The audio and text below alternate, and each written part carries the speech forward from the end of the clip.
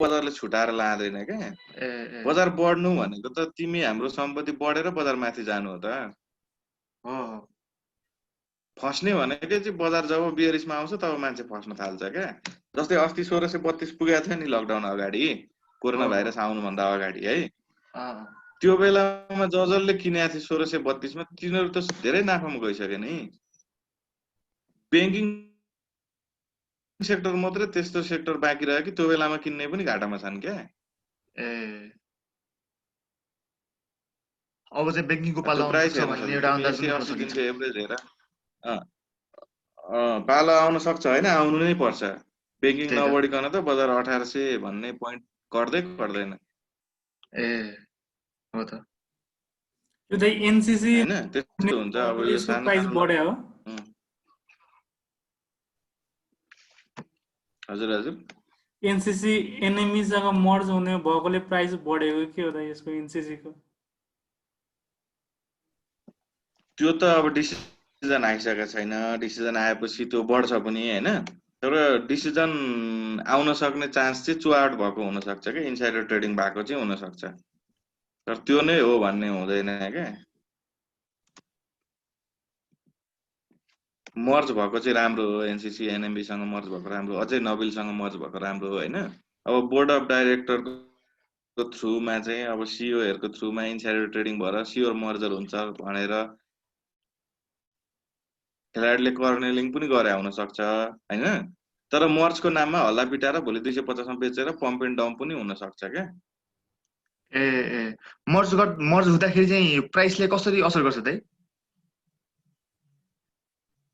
यस्तो हुन्छ, मर्ज हुँदाखेरि स्वाप रेशियो कति दिन्छ त्यसमा भर पर्छ के। मान्छेहरु मर्जरमा उचालेर किन्छन् हैन। त्यो सबैभन्दा खराब हो। मैले भन्छु नि फन्डामेन्टली किन्दाखेरि कहिले पनि घाटा हुँदैन शेयरमा के। किनभने बजार पनि बढ्दो ट्रेन्डमा छ। एनसीसी त मर्ज भए पनि नभए पनि मान्छेले कमाउने नै हो। अब आएको डिभिडेन्डहरु आउँदैछ, बजार यति माथि पुगिसक्यो कि त बजार 1100 मा आउनु पर्यो एनसीसी मा घाटा हुनलाई हैन।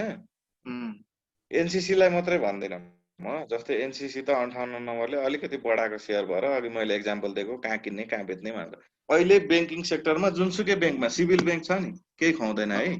हजुर हजुर। सिभिल बैंकबाट पनि फाइदा हुन्छ नि। बैंकिङ इन्डेक्स बढ्न थाल्नु पर्यो के। अब हिजो 2% ले बढ्यो बैंकिङ इन्डेक्स, अब भोलि 2% ले घटेर अरु इन्डेक्स धेरै बढ्न थाल्यो भने चाहिँ बैंक 2-4 दिन नबढ्न सक्छ। हजुर हजुर। अनि बैंकिङ इन्डेक्स बढ्दाखेरि राम्रै कम्पनी किन्नुपर्छ भन्ने छैन। किनभने कहिलेकाहीँ राम्रो कम्पनीहरु धेरै महँगो भएको हुन सक्छ के। जस्तै एनसीसी ले 10% डिभिडेन्ड दिन्छ है। एनसीसी 200 मा छ मानौ। नबिल 30% डिभिडेन्ड दिन्छ, नबिल 900 मा छ भनेदेखि हामीले नबिल किन्ने कि एनसीसी किन्ने भनेर कन्फ्युज हुनु भएन के। हामीले बैंकिङ इन्डेक्स बढ्दाखेरि समग्र फाइदा हुने भनेको चाहिँ नबिलबाट, एनसीसीबाट, सिभिलबाट लगभग उस्तै हुन्छ। बैंकिङ बढुन्जेल उनीहरु बढ्ने हो। अब कुनै त्यसमा कुनै ब्रोकरहरु लागेर अलि बढी बढाउन सक्छन्, कर्नलिङ गर्न सक्छन्। त्यो भनेको चाहिँ जस्तै नबिलले अलि धेरै डिभिडेन्ड दिने भो, एनसीसी ले त कमै दिन्छ नि नबिलले भन्दा। त्यो त सबैलाई थाहा छ, त्यही भएर त प्राइस 900 छ त हैन। त्यो हिसाबले बैंकिङ इन्डेक्स बढ्न थालेपछि सिभिल बैंक पनि बढ्छ, केही दिदैन भने पनि बढ्छ के। यो चाहिँ ध्रुव सत्य भन्छन् नि, ध्रुव सत्य हो। जस्तै हाइड्रो पावर बढ्दाखेरि बीपीसीएल मात्रै, बीपीसीएल सानीमा र चिलिमिल मात्रै बढ्नु पर्ने, तिनीहरुले मात्रै बाड्न सक्छन् अहिलेको हिसाबमा डिभिडेन्ड। तर तिनीहरु कम बढ्या छन्। यूपीसीएल बढी बढ्या छ, जोशी बढी बढ्या छ। अब विगत 25 वर्षदेखि डिभिडेन्ड नबढेको एनएचपीसी धेरै बढ्या छ हैन। त्यो हिसाबले हेर्दाखेरि ट्रेन्डलाई पक्रिँदाखेरि कमाइन्छ भन्ने कुरा हो के एउटा। कसो कमाउन चाहिँ। तर इन्भेस्टिङ पोइन्ट अफ भ्यूबाट चाहिँ बैंक किन्दाखेरि चाहिँ घाटा लाग्दैन है भन्ने कुरा हो के। भोलि बजार 1100 मा आउँदाखेरिको केसमा तिमीले एनसीसी किन्यो भने धेरै घाटा खानु पर्दैन। किनभने 170 सम्म आउने भो 200 मा किनेको शेयर हैन। 170 मा आउँदाखेरि तिम्रो डिभिडेन्ड पनि खाएको हुन्छ 10% त। त्यसै तिमीलाई 5% नोक्सान हुन्छ बढीमा हैन। हजुर। यसरी स्टक चुज गर्ने हो क्या। बजार घट्दाखेरि चाहिँ धेरै नोक्सान नहोस् भनेर चाहिँ हामीले फन्डामेन्टली लगानी गर्ने हो क्या। जस्तै मलाई हाई रिस्क हाई गेन चाहियो भनेपछि ट्रेन्डमा चल्ने हो, हामी ट्रेड गर्ने हो। अब ब्याङ्किङ बढ्दाखेरि ब्याङ्किङमा ठ्याक्कै छिर्दिहाल्ने क्या, त्यो चाहिँ ट्रेडिङ स्ट्राटेजी भन्छ क्या। अघि मैले सिकाएँ नि, जस्तै अघि मैले भने त्यो 1 अर्बको कारोबार भएर ब्याङ्क बढ्यो 2%ले, भोलि 1.5 अर्ब भएर 4%ले बढ्न सक्छ। त्यो भयो भने छिर्दा हुन्छ क्या ब्याङ्कमा। तर अहिले चाहिँ हाइड्रो पावर त अब धेरै बढिसक्यो। मैले जानेको कुरो चाहिँ हाइड्रो पावर किनेर ब्याङ्क बेचेर हाइड्रो पावर किन्ने बेला हुँदै होइन, यो बढोस् अरूलाई कमाउँदिने यस्तो बेलामा। कि त किन्नु पर्थ्यो हामीले 50 तिर किनेर भोलि आएर चाहिँ 116 मा नफाल्दाखेरि 60 मा पुग्यो भने 20% त नाफै हुन्छ नि। भोलि कम्पनी राम्रो भयो भने चाहिँ म अझै बरु 116 को ठाउँमा 200 मा नि बेच्न सक्छु भनेर हामीले होल्ड गर्न सक्छौं हैन। जस्तै एनसीसी को केसमा हामीले 200 मा किन्यौं, अब बजार पनि बढ्न थाल्यो हैन, बजार 1800 नाग्न थाल्यो, एनसीसी 300 पुग्यो भने अब हामीले त्यसलाई पनि होल्ड गर्न सक्छौं। किनभने त्यति बेला एनसीसी 300 पुग्दाखेरि हाइड्रो पावर पनि त्यो यूपीसीएल पनि 200 मा हुन्छ, त्यो फाल्दा त के किन्ने त हैन। किनभने बजार बढिरह्यो भने त हामी त लगानी नगरी त बस्न सक्दैनौं, कि त पुरै बजारै हेर्दिन भनेर सन्यासी भएर बस्नु पर्यो बेचिसकेपछि हैन। अब एनसीसी बैंकलाई फाल्दाखेरि जस्तै अघि मैले यूपीसीएल भने नि, यूपीसीएल लाई फाल्दाखेरि कुनमा लगानी गर्ने त्यो प्रिपेयर हुनु पर्यो के तिमीलाई। हजुर। अब तिमीले यूपीसीएल फाल्ने अनि एनएचपीसी किन्ने गर्यौ भने रङ डिसिजन भयो के। होइन केही हदसम्म त्यो राइट पनि हुन सक्छ, चेन्ज गर्नु पर्यो भन्ने कुरा आएको होइन हैन 2-4 दिनलाई त्यो राइट पनि हुन सक्छ। फेरि एनएचपीसी 80 मा किन्ला 120 पुग्ला है। हजुर। तर जब तिम्रो हाइड्रोमा पम्प एन्ड डम्प खेलाडीले ठुलो फालिसक्छन् त्यसपछि त तिमीले सेफ हेर्नु पर्यो नि त। ना भइराको नाफा पनि जाने भयो नि त हाइड्रो बेचेर हाइड्रो नै किन्दा। कि त राम्रो हाइड्रो किन्नु पर्यो, बीपीसीएलहरु डिभिडेन्ड त आउँछ एटलिस्ट। यता तिमीले 20% कमायौ, यता तिमीले डबल कमाइसक्यौ, 30-40% कमायौ भने चाहिँ बीपीसीएल को लो हाईएस्ट हेर त, लो मा पनि 40% नोक्सान हुँदैन बीपीसीएल मा। हो त। हाइड्रो नै किन्छु भन्दाखेरि अरु अप्सन जाने के, डिभिडेन्ड दिने खालको कम्पनी किन्ने। त्यो हुँदाखेरि तिमीले कमाएको सबै पैसा नजान नि सक्छ के, जति बजार घटे पनि। बुझ्यौ नि? हो त, यो कुरा ठीक हो एकदम। अझै सबैभन्दा राम्रो चाहिँ अब हाइड्रो अब बेच्ने डिसिजन लिइसकेपछि ब्याङ्किङमा छिर्नु सबैभन्दा राम्रो हुन्छ। ब्याङ्किङ, माइक्रो फाइनान्स पनि अहिले खासै बढेको छैन, फागुनदेखि बढेको छैन माइक्रो फाइनान्स। माइक्रो फाइनान्स नबढेको अवस्था हो त अहिले? माइक्रो फाइनान्स बढेको छैन हेर, 1100 देखि 1 लाख बढ्यो, हाईएस्ट प्राइसमा चाहिँ पुगेको थियो हैन। अहिले चाहिँ अब 180 दिनको एभरेज प्राइस हेर्दा लोमै बढिसक्यो, हाईएस्टमा गइरहेको छैन माइक्रो फाइनान्स। माइक्रो फाइनान्स भनेको त तिम्रो बोनस पनि धेरै दिने कम्पनी हो हैन। प्राय क्याश डिभिडेन्ड भन्दा पनि बोनसलाई फोकस गर्छ। 1000 रुपैयाँमा शेयर किन्यो भने तिमीलाई 25% बोनस दियो भने 750 मा किनेको भयो। अनि भोलि अर्को सालमा फेरि 20% बोनस दिन्छ, फेरि कस्ट 600 तिर आइपुग्छ। त्यो हिसाबले चाहिँ माइक्रो फाइनान्स अहिले लोमै त छैन हेर, बढिसकेको प्राइस हो हैन। अब माइक्रो फाइनान्स 500 मा खोजेर पनि हुँदैन नि, 500 मा त थियो तर इन्डेक्स पनि त 1100 हुनु पर्यो नि त। होइन म माइक्रो फाइनान्स 500 मै किन्छु भन्ने ढिपी राख्ने हो भने चाहिँ इन्डेक्स घट्नु पर्यो, 1100 मा आउनु पर्यो। अब यता 50 को शेयर चाहिँ 200 तिर गइसके, अनि माइक्रो फाइनान्स चाहिँ 500 मा आउँछु भनेको त एउटा मूर्खता पनि हो के। कि त भोलि माइक्रो फाइनान्स इन्डस्ट्री टाँट पल्टिनु पर्यो। यो चाहिँ सर्ट टर्म असर भएको हो के माइक्रो फाइनान्समा, ब्याङ्कमा। माइक्रो फाइनान्स र ब्याङ्क नबढ्नुको असर भनेको अहिले कोभिडको कारणले हेर।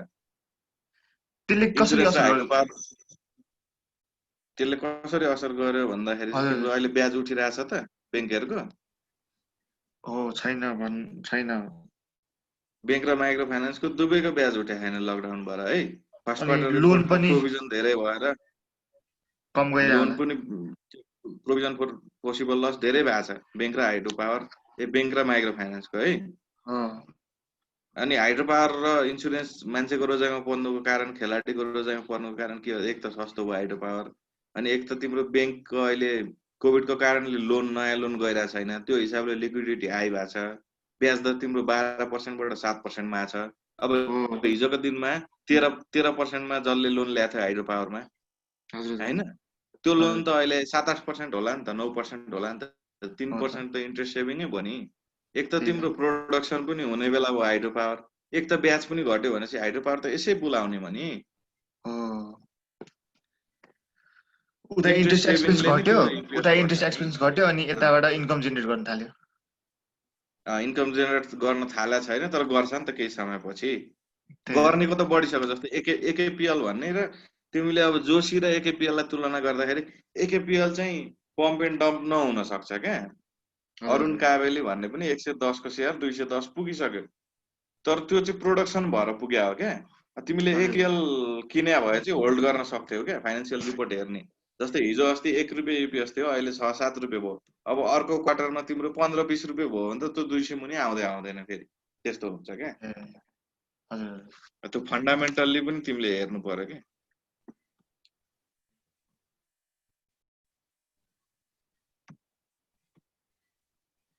बुझ्यो त कुरो बुझ्यो दाइ।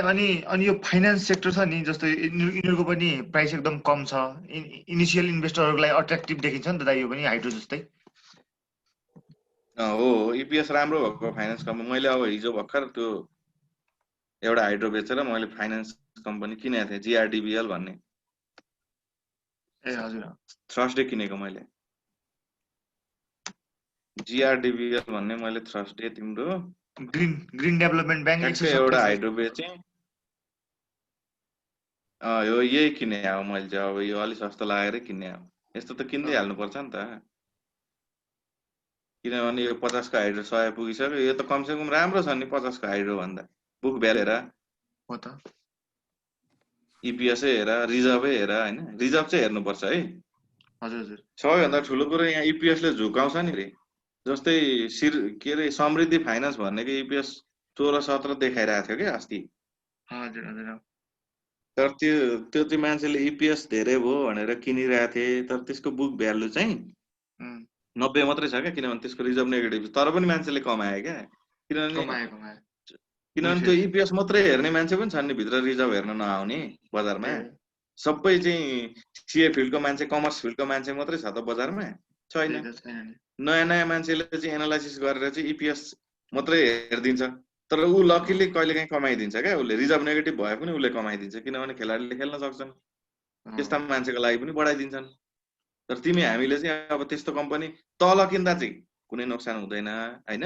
180 दिनको लोमा किन्यौ भने चाहिँ जस्तो कम्पनीमा पनि नाफै हुन्छ। तर तिमीले त्यस्ता रिजर्भ नेगेटिभ भएका कम्पनी 180 दिनको हाइएस्टमा किन्न थाल्यो भने तिमीलाई घाटा लाग्ने हो क्या। कन्फर्म हो त्यो चाहिँ। बजार घट्न थालेपछि कन्फर्म र्यापिडली घट्छन् त्यस्तो कम्पनी। अनि दाइ यो अब बुलफेज चलिरहेछ भन्ने एउटा छ मार्केटमा त्यो मानसिकता छ। बुलफेज चाहिँ कति समयसम्म टिक्छ दाइ यो? यसमा बुलफेजमा छ भन्नेमा घाटा नहुने हो र? 1 महिना 2 महिना 3 महिना हुँदैन त्यस्तो हुँदैन। त्यही त भन्छु बुलफेजमा हुँदाखेरि सबै कम्पनी बढ्छन् क्या। 180 दिन एभरेज जस्तै NHPC अब हिजो अस्ति मैले पनि 50 मा किनेको थिएँ 72 मा बेचेको थिएँ क्या। अब NHPC जस्तो कम्पनी चाहिँ 80 रुपियाँ 100 रुपियाँ हाल्नु भएन क्या। भोलि 200 पुगोस् त्यो अरूलाई कमाउन दिने हो क्या। तिमीले चाहिँ बुल बजारमा चाहिँ अलि स्ट्रङ कम्पनी नै रोज्नु पर्छ क्या। बुलफेज भनेको तुरुन्तै एन्ड हुँदैन क्या। यो तिम्रो आज बढ्यो भोलि फाल्यो सकिहाल्यो हैन क्या। फेरि किन्ने मौका आउँछ क्या। तल आउँछ त्यसलाई करेक्सन भनिन्छ क्या। जस्तै अस्ति 1350 बाट बजार बढ्यो अहिले 1570 पुगिसक्यो है। अब तिम्रो अस्तिको बुलमा 1632 पुगेको छ नेप्सी इन्डेक्स। अस्तिको मिनी बुल भन न बुल। अब यो बुलिश फेजमा चाहिँ धेरै आउँछ नि त यो करेक्सन हुन्छ। टेक्निकल्ली हेर्दाखेरि अझै बुझिन्छ यो हैन। टेक्निकल भिडियोहरु त्यो बस्यालहरुको आउँछ नि त्यो पनि हेर्ने गर्नु क्या। त्यसलाई हावा भन्छन् मान्छेले। हेर्नुपर्छ नलेज सबैको लिनुपर्छ। इन्स्योरेन्स सेक्टरको बढ्ने पालो सक्या हो भन्न मिल्छ दाइ। अनि अहिले त्यस्तो हुँदैन भाइ। यो इन्स्योरेन्स सेक्टर एक ठाउँमा पुग्यो हैन। अब 2-4 दिन रेस्ट मार्न सक्छ नि यार। 200 को इन्स्योरेन्स EIC 600 पुगिसक्यो हैन। EIC लाई हेर न 200 198 अब इन्स्योरेन्समा सबैभन्दा खत्तम कम्पनी त्यही थियो। सबैभन्दा धेरै पनि त्यसैमा नाफा भयो। अब यो माथि किन्नेलाई पनि अर्कोचोटि चाहिँ फाइदा हुन्छ क्या। अब जस्तै यसपालि इन्स्योरेन्स सेक्टर बढ्न छोडेर हाइड्रो बढ्यो। अब भोलि इन्स्योरेन्स बढ्न थाल्यो भने फेरि फाइदा भइहाल्यो पिकमा किन्नेलाई नि। तर इन्स्योरेन्स 2-4 दिन रोकियो 2-4 महिना रोकियो भने कुनै अरू सेक्टर पनि बढ्नु पर्यो नि। हाइड्रो बढ्न थाल्यो या बैंक बढ्न थाल्यो अर्को सेक्टरले सपोर्ट गर्ने हो क्या। इन्स्योरेन्स बढ्यो अब EIC तिम्रो 608 सम्म पुग्यो है। हजुर अब EIC अहिले आराममा छ 608 किन्नेलाई कन्फर्म घाटा भइसकेर। तर के हेरेर किन्यो त? यो पक्कै पनि ट्रेन्ड हेरेर किन्यो नि त। यसले त स्ट्रङ कम्पनी भनेर पक्कै किनेन। यो त खातामा आउँदा 3 दिनमा म कमाउँछु भनेर किन्यो। त्यसरी फस्ने हो क्या मान्छे। फन्डामेन्टली पनि स्ट्रङ भएको कम्पनी माथि माथि किन्दा खासै घाटा हुँदैन। भन्नाले तिमीलाई त जस्तै UPCL तिमीले पो 94 मा किन्यौ भाइ, 150 मा कसैले किन्दियो भने भोलि बढेर हो त 150 मा UPCL किनेर 90 रुपैयाँमा झर्यो भने त्यो मान्छे निन्द्रा लाग्दैन त्यो मान्छेलाई है। हो त तर तिमीले NCC 220 मा 250 मा किनेर 200 मा आयो भने NCC मा तिमीलाई विश्वास हुन्छ क्या, ए राम्रो कम्पनी हो, निन्द्रा लाग्छ क्या। सबैभन्दा ठुलो कुरो निदाउनु हेर शेयर बजारमा लगाएपछि। साँच्चै भनेको यो कुरा एकदम लागु हुन्छ नि। त बैंक किन्ने मान्छे एकदम आरामले निदाउँछ, तर अरु सेक्टर नबढुन्जेलसम्म हो क्या। अहिले बैंक किन्ने मान्छेलाई जति दुःख कसैलाई पनि छैन हेर। 15 रुपैयाँ EPS भएको, 20 रुपैयाँ EPS भएको बैंक 200 मा छ, 2 रुपैयाँ EPS भएको, 6 रुपैयाँ EPS भएको 100 बाट 200 पुगिसक्यो हैन। तर पालो आउँछ भनेर चाहिँ कुर्नुपर्छ है। आफ्नो शेयरको चाहिँ ठ्याक्कै बढ्ने बेलामा फाल्नु हुँदैन। जस्तै अब बढ्न थाल्यो भने हाइडोहरू यस्तरी धेरै बढिरहेछन् हैन, इन्स्योरेन्स त्यति धेरै बढिरहेछन् भने, बैंक किन्ने छ भने, कसैले NCC 200 मा किने छ भने त्यसलाई होल्ड गर्न सक्नु पर्यो क्या। 220 मै फाल्नु हुँदैन। जुन दिनदेखि घट्छ त्यो दिन फाल्दिने हो सरसर्ती। कि त म चाहिँ 10% नाफा यहाँबाट खाएँ, अब म FD मा राखेर 7 खान्छु, टोटल मलाई 17 आयो भनेर FD राख्नु पर्यो भाइ हैन।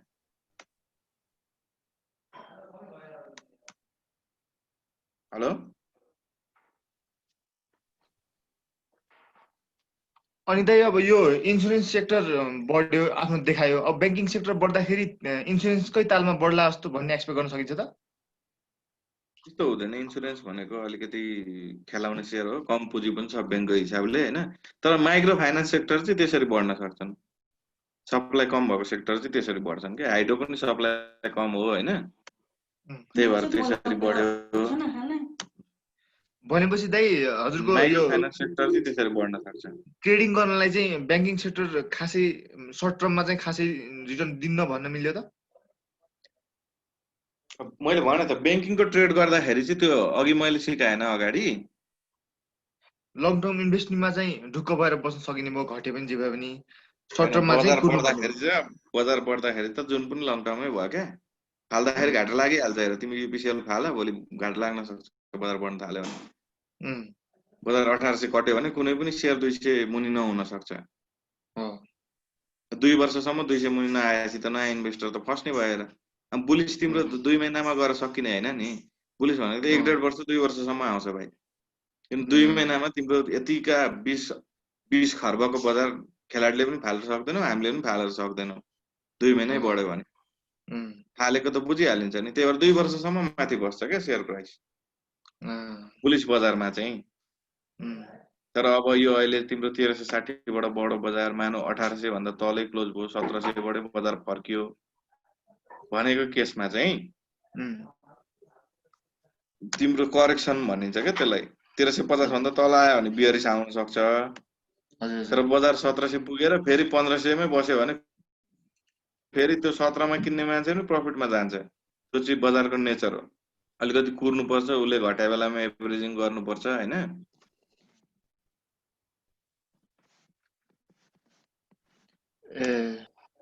हुन्छ दाइ, एकदमै इन्फर्मेटिभ कुराहरू भयो। यो हाम्रो साथीभाइहरूको अरूको केही क्वेसन छ भने लिउँ, होइन भने चाहिँ अब कार्यक्रमलाई अन्त्य गर्नतिर लागौँ।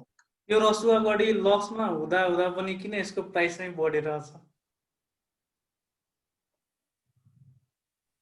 रसुवागढीको बारेमा बुझ्नलाई चाहिँ रसुवागढीले कहिले प्रोडक्सन गर्छ त्यो बुझ्नु पर्यो है हामीले। यसलाई फन्डामेन्टल एनालाइसिस भन्नु पर्यो है। यो टेक्निकलले चाहिँ अहिले बजार बढ्नुको कारण लसमै छ। मैले पनि हेरिरहेको छु। तर लसमै छ नि त। रसुवागढी त्यति धेरै बढेको सेयर पनि हैन। RSPL हैन त यो।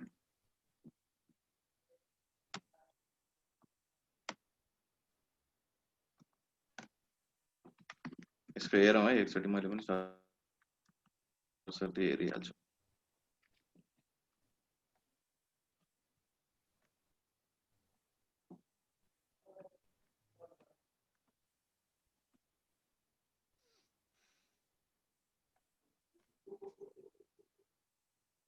यस्तो हुन्छ जस्तै रसुवा गढी भनेको 195 पुगिसकेको छ है, यो 138 मा थियो है लोएस्ट पोइन्टमा। अब प्रोडक्सन नहुँदा पनि 1 रुपैयाँ मात्रै नेगेटिभ छ नि त यसको त। अब प्रोडक्सनको यो कम्प्लिसन फेजमा हुन सक्छ, तिम्रो यही क्वार्टरबाट बिजुली उत्पादन थाल्न सक्छ हैन।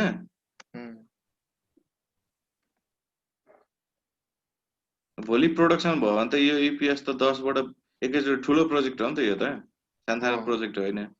100 मेगावाट 150 मेगावाटको होला यो सायद। अनि यो फुल फेजमा गएपछि त यसको इपिएस अहिले नै -1 छ, यो प्रोडक्सनै नहुँदा 111 मेगावाट छ त्यो छ। त्यो त 111 छ भनेपछि त यसको प्रफिट त ह्युज बढ्न सक्छ नि त। त्यो भएर अहिले हाइड्रो पावर सेक्टर समग्र बढेको हुनाले बढ्या हो। जस्तै अब यो प्रोडक्सन भएर यो बढ्या भएदेखि यो 195 मात्रै पुग्थेन, यो 300 माथि गइसक्थ्यो है। हजुर। यो कुरालाई ध्यानमा दिनु जरुरी छ क्या। जस्तै एकेपीएल किन धेरै बढ्यो त? 90 रुपैयाँ थियो होला एकेपीएल को 180 दिन एभरेजमा हेर्दा, लोमा हेर्ने हो एकचोटि हेरौँ न हुन्छ।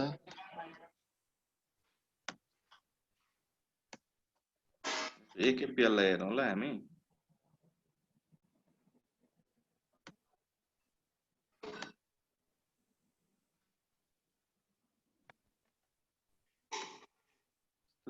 लो भएको एकेपीएल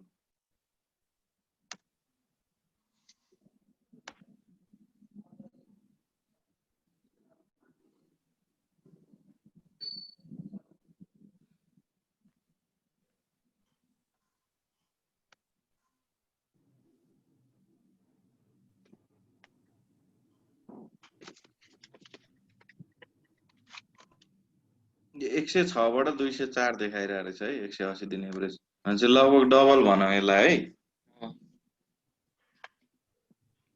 जस्तै यो 7 रुपैयाँ इपिएस भएर आयो क्या, ग्रोथ भयो क्या यो कम्पनीको, त्यही भएर धेरै बढ्यो। अब एकेपीएल चाहिँ 200 मा किन्ने चाहिँ नडुब्न सक्छन् क्या। भोलि यो 7 कम्प्लिसन भएको प्रोजेक्ट हो, भर्खर फर्स्ट फेजमा फुल फेजमा प्रोडक्सन भएको हुँदैन हैन। अब यो भोलि 7 रुपैयाँ 30 पनि हुन सक्छ, 20 माथि पनि हुन सक्छ क्या।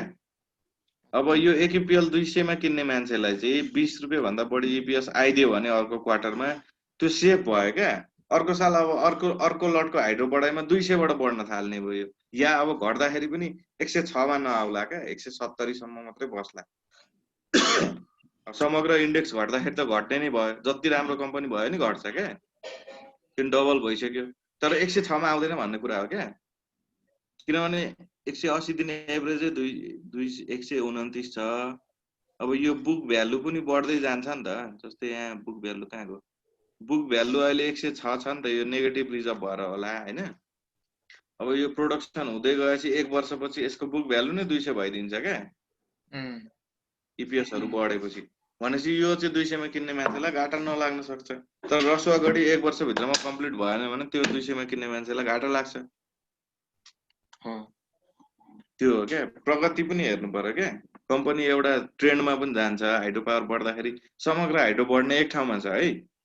फन्डामेन्टली चाहिँ हामीले होल्ड गर्ने कि के गर्ने भन्दा, जस्तै अघि मैले एक्जाम्पल दिएँ युपीसीएल किनेको थियो नि, युपीसीएल त प्रोडक्सन भएको छैन, त्यसको कमाइ छैन भनेदेखि त्यो नाफा भयो भने फाल्ने हो। तर जुन कमाइ भयो, जुन प्रोडक्सन भयो, 7 बाट 14 हुन त टाइम लाग्दैन नि, 3 महिना भित्रमा 14 हुन सक्छ हैन।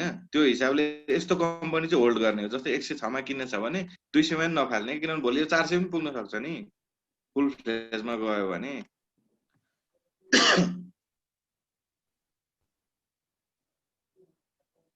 बुझ्यो त?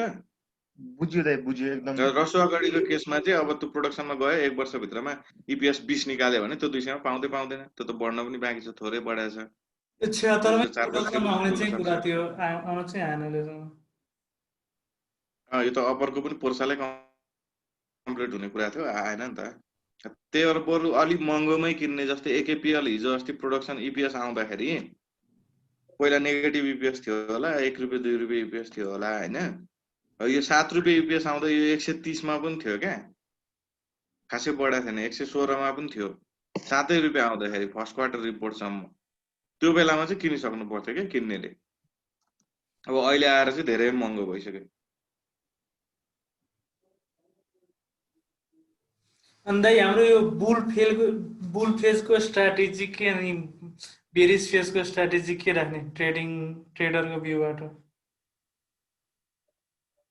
भन्न खोजेको स्ट्राटेजी भन्दा नि बुल त अब सुरु नै भएको छैन क्या। बुल त अब स्टार्ट भयो तर बुल कन्फर्म हुनलाई चाहिँ 1881 कट्नु पर्यो क्या भाइ। हैन बजार बुलिस मुभमा चाहिँ छ हैन, तर तिम्रो पहिलाको हाईएस्ट भनेको 2016 मा 1881 पुग्यो हो नि। हो त्यो 1881 भइसकेपछि चाहिँ बुलिसमा गयो बजार, कन्फर्म बुलिस भयो। 1881 भन्दा तल आउनलाई चाहिँ 1.5 वर्ष 6 महिना कम्तीमा लाग्न सक्छ क्या। ए दाइ अनि 1800 भन्दा माथि गयो भनेपछि मात्र बुल स्टार्ट भयो भन्न मिल्ने भयो? हैन बुलिस बजारको नेचर चाहिँ बुलिस भयो, तर बजार बुल भयो भनिन्छ नि। बुल हैन यो त अब सर्ट टर्म बुलिस भन्न मिल्छ क्या। 1800 भन्दा तल चाहिँ मैले चाहिँ सर्ट टर्म बुलिस भन्छु क्या यसलाई। यदि बुलिस भइहाल्यो भने दाइ म्याक्सिमम कतिसम्म पुग्ने अन्दाज गर्न सकिन्छ यो पालिको मार्केट? म्याक्सिमम भन्नै सकिन्न यार, त्यो बेलामा तिम्रो अब 1800 कसरी कट्छ भन्ने हुन्छ क्या।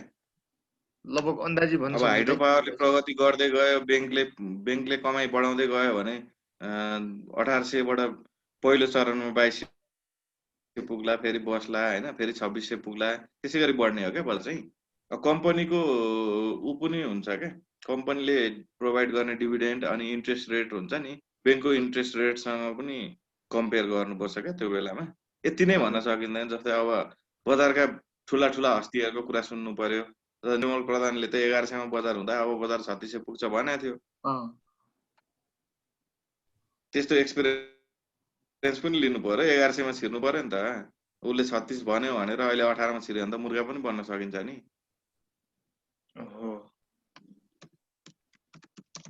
हैन अब उसले भनेको 36 नपुग्ला भन्न नि सकिँदैन। हाइड्रो पावरले प्रोडक्सन गर्दै गयो भने भोलि तिम्रो 100 को हाइड्रो पावर 200, 200 को 400, अब अपर तामाको 1000 पुग्न थाल्यो भने भोलि 3600 नपुग्ला भन्न नि सकिँदैन। किनभने नयाँ कम्पनी आइरहेछन्।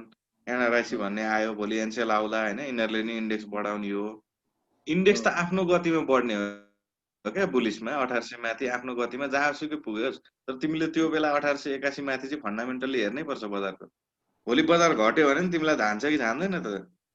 त्यो शेयर प्राइसमा किन्दाखेरि डिभिडेन्ड खान्छौ तिमी 3 वर्ष हिसाब गरेर, 2 वर्ष बजार घटेन भने डिभिडेन्ड खान्छौ, क्याश खान्छौ, तिम्रो बैंकको इन्ट्रेस्ट कति पुग्छ सबै कुरा डिटरमाइन गर्छ क्या। यति पुग्छ भनेर त निर्मल प्रधानलाई पनि थाहा हुँदैन, बजारका खेलाडीलाई पनि थाहा हुँदैन। जहिलेसम्म बजारमा पैसा फ्लो हुन्छ तहिलेसम्म बढ्ने हो। बजार यति भनेर कसैले तोक्छ भने त्यो गलत छ। टेक्निकलले पनि कसैले कहिले पनि तोक्दैन बजार। टेक्निकलले भनेको त पास्ट ट्रेन्ड हेरेर मात्रै डिसाइड गर्ने हो क्या। बरु लोएस्ट पोइन्ट चाहिँ अब मैले आफूले जानेको मैले लोएस्टमा चाहिँ किन्न सकेको छु हैन। पिकमा फाल्न कहिले पनि सकेको छैन, त कहिले पनि सकिँदैन। खासमा मान्छेले लोएस्ट पोइन्टमा किन्ने र पिकमा फाल्ने भन्छ भने बजारमा नआए हुन्छ, कहिले पनि कमाउँदैन पैसा। खासमा हामीले लोएस्टमा नि किन्न सक्दैनौँ, पिकमा नि फाल्न सक्दैनौँ, बिचमै ट्रेड गर्ने हो क्या।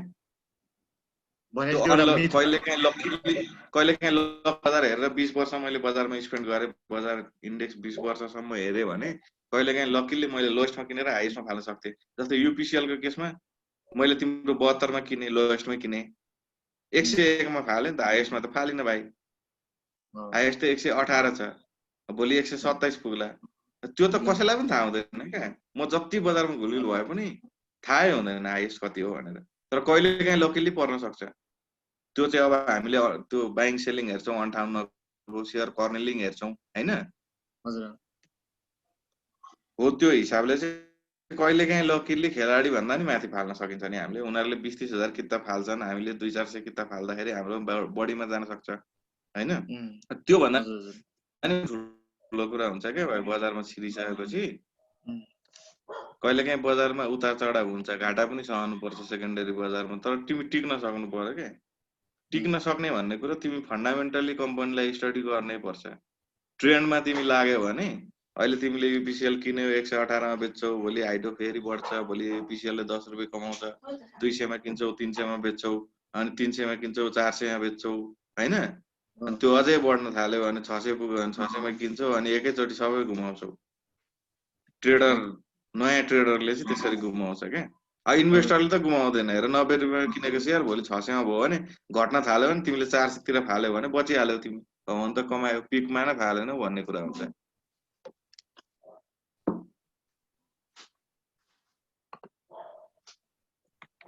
बुझ्यौ त कुरा? बुझियो दाइ, बुझियो। अब टाइम फेरि पनि सकिन लागेको छ। अब चाहिँ कार्यक्रम पनि अन्त गरौँ दाइ हैन। दाइले समय दिनुभएकोमा धेरै धेरै धन्यवाद दाइ। हुन्छ भाइ, म चाहिँ अब बजारमा लाग्ने मान्छेलाई के भन्छु भन्दाखेरि चाहिँ हजुर हजुर। सबैभन्दा पहिला चाहिँ हामीले घाटा पनि बेहोर्ने शक्ति लिएर आउनु पर्यो है बजारमा। तिमीले 1 लाख लगानी गरेका छौ भने 20% सम्म घाटा, 10% सम्म घाटा चाहिँ तिमी रियलाइज गर्छु। त्यति घाटा भयो भने चाहिँ मलाई केही असर हुँदैन भन्ने हिसाबले लाग्नु पर्यो। अनि कम्पनी एनालाइसिस गरेर लाग्नु पर्यो। त्यो हुँदाखेरि बिरलै बजारमा ब्याजको पैसा छैन भने घाटा लाग्दैन। ए हजुर हजुर। तपाईको ब्याजकै पैसा छ एक्सपिरियन्स छ कि भने छैन दाइ? बजारमा जो कोही पनि छिर्छ नि सुरुमा घाटा लागेकै हुन्छ। तिमी अब मेरो कुरा सुनेर छिर्यौ हैन, केही समयलाई कमायौ, हुन्छ सुरु इनिसियल फेजमै फाइदा हुने स्टेज चाहिँ त्यो हुन सक्छ क्या। मैले तिमीलाई यो कम्पनी किन भने तिमीले किन्यौ, फाइदा खायौ, सुरुमा हो क्या त्यो। तर तिमीले भोलि आफै बजार हेर्नुपर्छ। यो त मेरो कुरा सुनेर मात्रै सधैँभरि त गरिँदैन लगानी। त्यो चाहिँ सर्ट टर्म हुन्छ क्या। अब मैले भनेर कमाउनु भनेको चाहिँ सर्ट टर्म कमाइ हो क्या। तिमी लङ रनमा बजारमा टिक्ने हो भने आफैले मैले भनेको कुरा पनि सुन्ने, आफूले पनि लगानी गर्ने, आफूले पनि बजारको ट्रेन्ड हेर्ने, सबैभन्दा ठुलो कुरा टिक्ने क्या बजारमा। बियरमा हुन्छ कि बुलमा। मैले चाहिँ अहिलेसम्म नेटमा हेर्दाखेरि म लसमा छैन। 1881 को बजारमा छिरेको मान्छे म है। हजुर हजुर। 1881 मा छिरेर घाटा खाएको मान्छे म 1350 मै आफ्नो लस उठाउन सफल भएँ। त्यो ठुलो कुरा हो क्या। 1881 मा पनि घाटा नउठ्ने मान्छे हुन सक्छन्।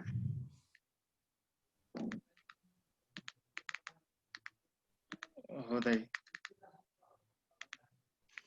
त्यो भएर बजारमा कति समय टिकिन्छ भने अब यो गुड लक ब्याड लक हैन, जस्तो सुकै राम्रो कम्पनी किने पनि घाटा हुन सक्छ। यो बजारको एउटा नेचर हो के।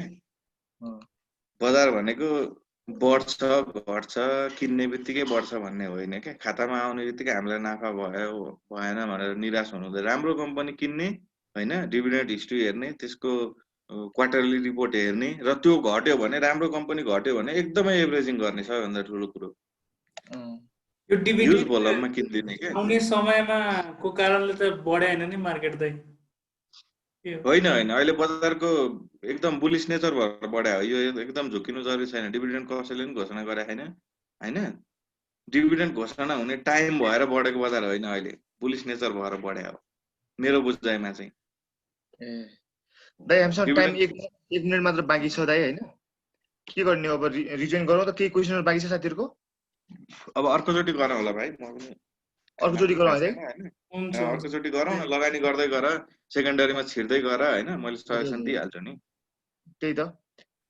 अब त्यही गरौँ दाइ।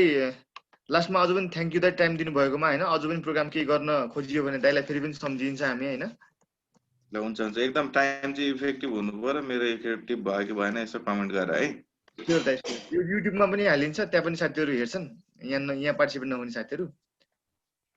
दाइ अब ल दाइ, टेक केयर, गुड नाइट। ल ओके है, गुड नाइट। ल ह्यापी इन्भेस्टिङ सबैलाई।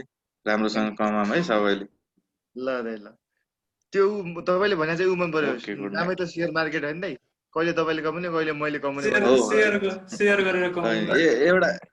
एउटा लास्टमा के भन्छु भन्दाखेरि नि, म जस्तै कुनै पनि कम्पनी हामीले किन्यौं हैन, त्यसलाई बरु फाल्नलाई ढिलो गर्ने हो हैन। फालेपछि त्यही शेयरलाई महँगोमा किन्ने मूर्खता चाहिँ कहिले पनि गर्नु हुँदैन। है बुझ्यौ नि? बरु त्यसलाई फाल्न ढिलो गर्ने क्या, होल्ड गर्ने बरु। तर फालिसकेपछि त्यही शेयरलाई महँगोमा नकिन्ने। ठीक छ दाइ। यो चाहिँ एकदम विचार गर्नुपर्छ नयाँ इन्भेस्टरले। भनेपछि आइपिओ बेचेर त्यही फेरि सेकेन्डरीमा नकिन्ने होइन, आइपिओ बेच्नै ढिलो गर्ने बरु।